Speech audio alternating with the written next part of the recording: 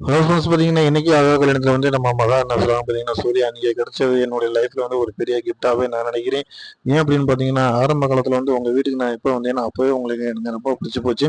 ஆனா நான் அது வெளில சொல்லாமயே இருந்தேன். நீங்களே எவ்வளவு தொந்தரவு எனக்கு குடுத்தாலும் கூட நான் அத பத்தி மனசுல எதுவுமே நினைக்கவே இல்ல. உங்க மேல நான் ரொம்ப பிரியமாவே இருந்தேன். ஆனா அந்த ஆசைகள், கனவுகள் எல்லாம் இப்ப நிறைவேற தருணமா இருக்கு. எனக்கு ரொம்ப மகிழ்ச்சியா இருக்கு அப்படின்றாங்க. அத பார்த்துட்டு சூர்யா சொல்றாரு, "உண்மையிலேயே என்னை மன்னிச்சிரு மகா. நான் ஆரம்பத்துல உன்ட்ட தவறா நடந்துக்கிட்டது தப்புதான். ஆனா இப்ப அத நினைச்சு நான் வருந்துறேன். ஏன்னா நீ இல்லன்னா எங்க குடும்பமே இன்னைக்கு நல்ல நிலைமையில இருக்காது.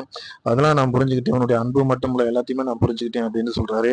அப்ப மகா சொல்றாங்க, "என்னோட மனசு மட்டும் இல்ல, என்னோட உடலையுமே நான் உங்களுக்கு தான் முழுசா நான் தாரேன்" அப்படின்னு சொல்லிட்டு ஐ லவ் யூ சூர்யா அப்படின்னு சொல்றாங்க.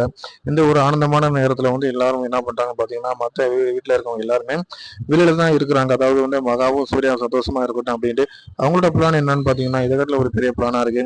அவங்க கிட்டத்தட்ட ஒரு வாரமாச்சு நம்ம கோயிலுக்குள்ளன்னு போயிட்டு வரணும். அப்பதான் மகாவும் சூர்யாவும் சந்தோஷமா இருப்பாங்க.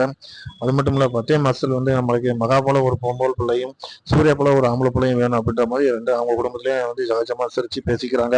அது நம்ம மகாட்டையும் சூர்யாட்டையும் அவங்க வெளிப்படையாக சொல்றாங்க. ஆனா இவங்க எதுவுமே சொல்லாம சந்தோஷமா இருக்கிறாங்க. இப்படி ஒரு அருமையான தருணமா இன்னைக்கு எபிசோட்ல நம்ம பார்க்க முடியுது. அடுத்து என்ன நடக்குது அப்படின்னு பார்க்கலாம். ஃப்ரெண்ட்ஸ் தொடர்ந்து பாருங்க, லைக் பண்ணுங்க, ஷேர் பண்ணுங்க.